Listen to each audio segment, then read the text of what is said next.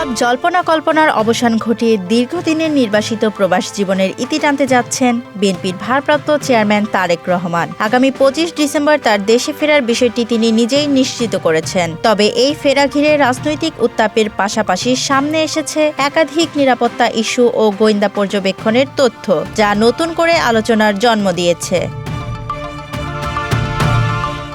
তারেক রহমানকে বহনকারী বিমান বাংলাদেশ এয়ারলাইন্সের নির্ধারিত ফ্লাইটে দায়িত্বে থাকা ২ কেবিন ক্রুকে শেষ মুহূর্তে সরিয়ে নেওয়ার ঘটনায় বিষয়টি আরও স্পর্শকাতর হয়ে ওঠে। দায়িত্ব থেকে সরানো ওই দুজন হলেন জুনিয়র পার্সার মোহাম্মদ শওগাতুল আলম শওগাত এবং ফ্লাইট স্টুয়ার্ডেস জিনিয়া ইসলাম। বিমান বাংলাদেশ এয়ারলাইন্সের দায়িত্বশীল একটি সূত্র জানিয়েছে, গোয়েন্দা প্রতিবেদনে তাদের রাজনৈতিক সংশ্লিষ্টতার তথ্য উঠে আসার পাশাপাশি ভিআইপি যাত্রীর নিরাপত্তা ঝুঁকির আশঙ্কা থাকায় এই সিদ্ধান্ত নেওয়া হয়। সামাজিক যোগাযোগ মাধ্যমে তাদের সঙ্গে আওয়ামী লীগ সংশ্লিষ্ট নেতাদের একাধিক ছবি ছড়িয়ে পড়ার পর বিষয়টি গুরুত্ব পায় বলে জানা গেছে। অভিযোগ রয়েছে তারা নিয়মিত আওয়ামী লীগ নেতা শেখ সেলিমের ফ্লাইট পরিচালনার দায়িত্বে ছিলেন।